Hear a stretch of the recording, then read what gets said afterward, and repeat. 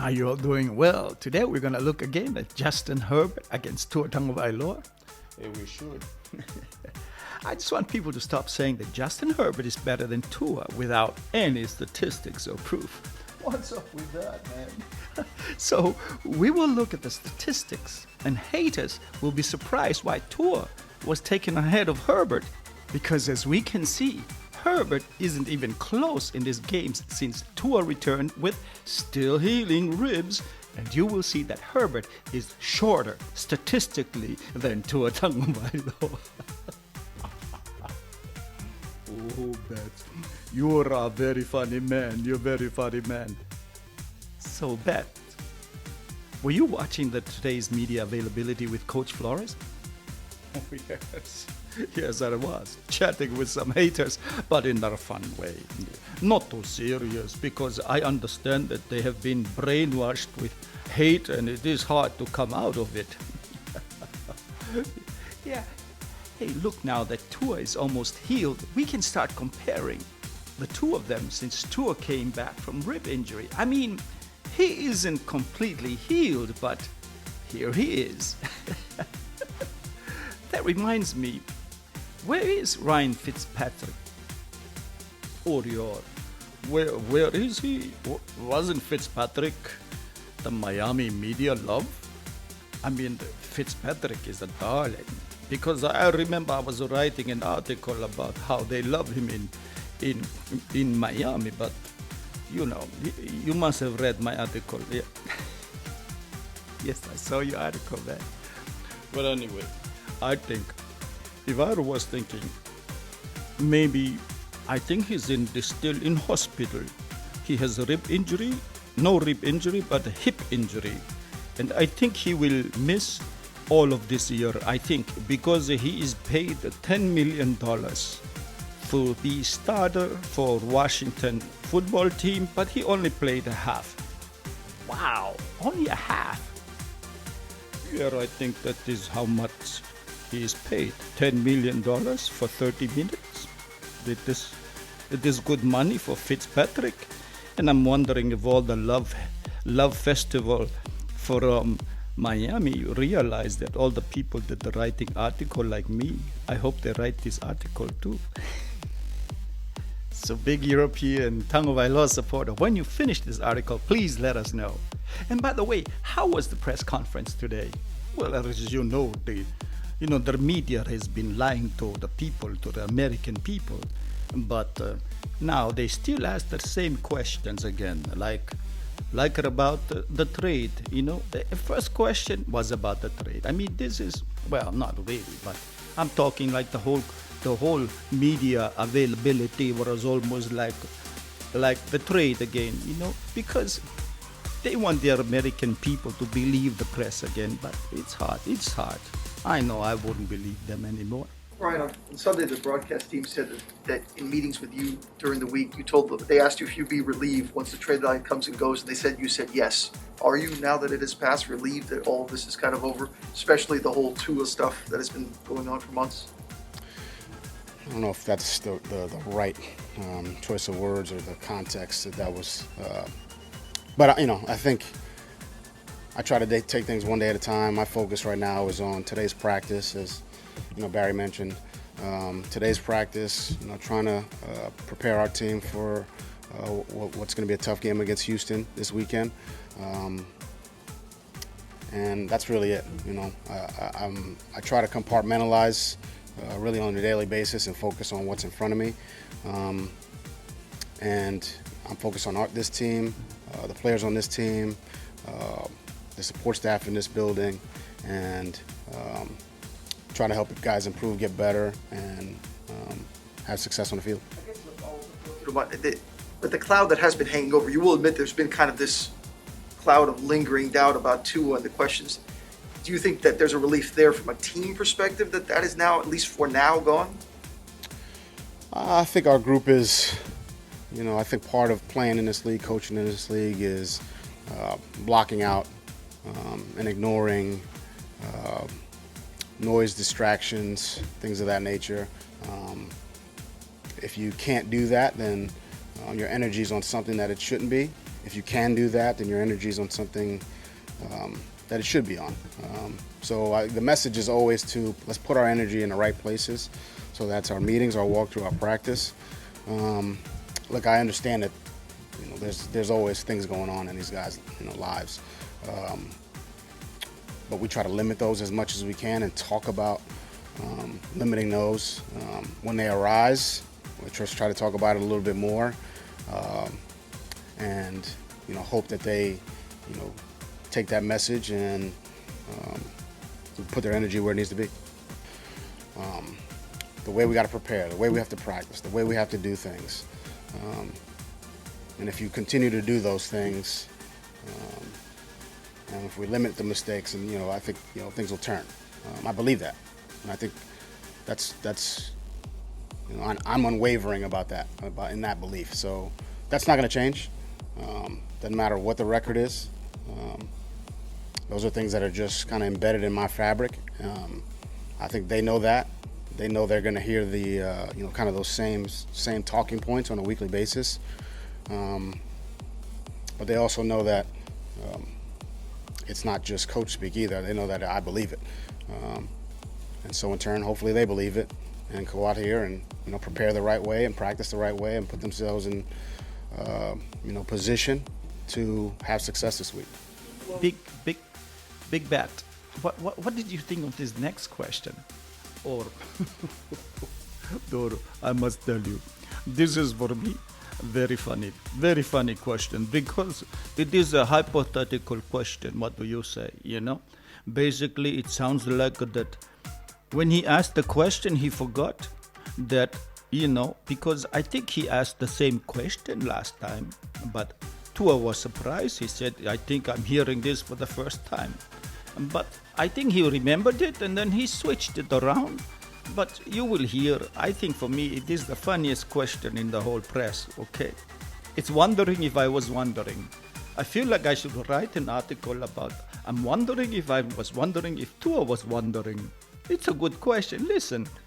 Brian, some have wondered and have wondered if Tua has wondered if the organization's decision to explore acquiring another quarterback is an indicator that the organization has already concluded that he is not the answer as the long-term franchise quarterback.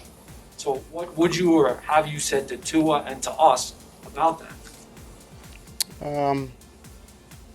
Well, to you guys, I've said that he's definitely, and to him, he's gotten better. He's gotten a lot better. He's had some good performances this season. And he just needs to take it one day at a time and continue to improve and get better. And that's where his focus should be. Not on anything outside of that. It should be on his meeting, his practice, his craft, his techniques, his fundamentals, and not really worry about, what anyone else is saying or writing, and just worry about, the way he goes about his day on a daily basis. Just one follow-up, sorry. In the last 9 games, is it important to you to see Tua show that he can complete more down-the-field balls, deeper passes? No touchdowns in his career, 30 yards or more. I know it's only been less than 16 games, but what about that? Rat poison. Where's Nick Saban when you need them? Right. Oh my God. Last week, everybody was talking. Hey, even here, they commented. They said, you know what? Tua Tagovailoa has not thrown for 40 yards. I remember. And guess what? Kiseki, he threw for 40 yards. That's and what right. was this guy's last question? Just one follow-up, sorry. In the last 9 games, is it important to you It's not. to see Tua show that he can complete more down-the-field balls, deeper passes? No touchdowns in his career, 30 yards or more. No, He it's had 40. What was that? How many more? 40 yards he threw, and then all of a sudden now he couldn't believe he was thinking, oh no, he threw a 40 yards last week, so a touchdown more than 30 yards. Come on, man. Where's Nick Saban? Well, he's doing what he's supposed to do. He practices better. He's more engaged. He's more focused on what he's supposed to do, and he's having more positive performance on the field, which is what any player is supposed to do. I think that Did any of you play sports? I mean, the coach is supposed to play the best players, right? And then it's up to the players to do what they're supposed to do so they get to play because they become one of the best players. So that's what he's doing now. But I don't know, maybe if you didn't play, maybe that's not something that you quite get. No, they didn't play. It's something you don't quite get. Hey, you know what? The funny thing about this whole thing, when I mentioned last time, is since that we don't believe the press anymore, the media, the old media, and they will blame Tua, they will blame Brian Flores, and they will blame the general manager, and that's what they're doing at the moment. So all this question today was basically about making sure that Tua doesn't stay that long. I mean, finding the worst things about Tua. I mean, that's the whole thing, because they do that on everything. I think there was a big plan. They all sat around and emailed each other. Right. And by the way, if you check their emails, I'm sure there was some John Gruden emails in there somewhere. Let's put our list right. up. So here's the next question. I thought it was kind of funny because it went through the same line. But what's interesting is his second question. And for me, the whole press conference was worth it to wait for his last answer. And I think you will agree with me. It was honest. And that's what you're not going to see tomorrow in the headlights. No one is going to mention it. No. I'm pretty sure about that. Whatever good things that Brian Flores says about Tua won't be on the newspapers. But wait, hey Beth, would you write this article about this one? Yeah, of course. I like Tua. He's a very good character. I will write the article exactly how Brian Flores says it. I mean, for me, I would write an article. Write it. And then maybe I would look at my other friends in Florida. They also write good article. But I like the article too, but I think mine is better. Not enough time to evaluate what Tua is and what he'll be. Look, everyone develops at a different pace. I think I see him getting better really on a weekly basis. I think there's still some things that he needs to improve on, like all of us. And we have more time, so he does everything he needs to do to get better, improve, and I think he'll continue to improve. To this, I guess, last week, but do you feel like maybe the circumstances he's dealt with, from the injuries to Fitz last year to now this, have been a fair or positive way to start his NFL development career? I think everyone's journey is a little bit different. This is his. And I think he's done a good job. I mean, I know a lot of people may not feel that way, but I think he's done a lot of good things as a young quarterback in this league. I think he's made a lot of improvement as far as his understanding of what the defense is trying to do to him, our offensive concepts, his command of the huddle. There's some things he certainly needs to improve on. I think we all need to have things we need to improve on. And I'm anxious to see him continue to improve. Yeah, so that was the press conference.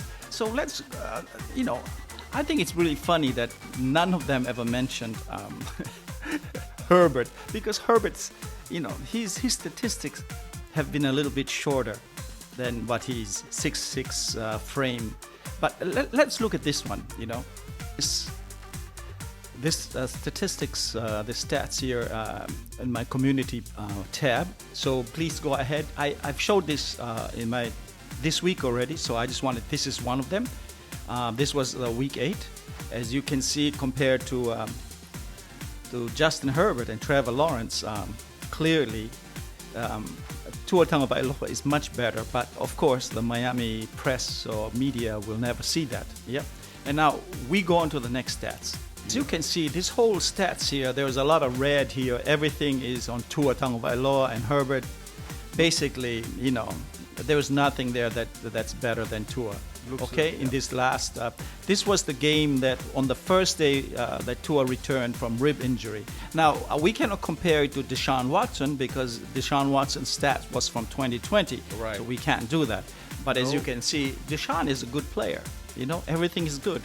But we added something here as you look at the age. Yeah. You know, 23, and also Deshaun Watson is 26. So still young, very young. But if you go under age, there is a new statistic here we put down, jail term.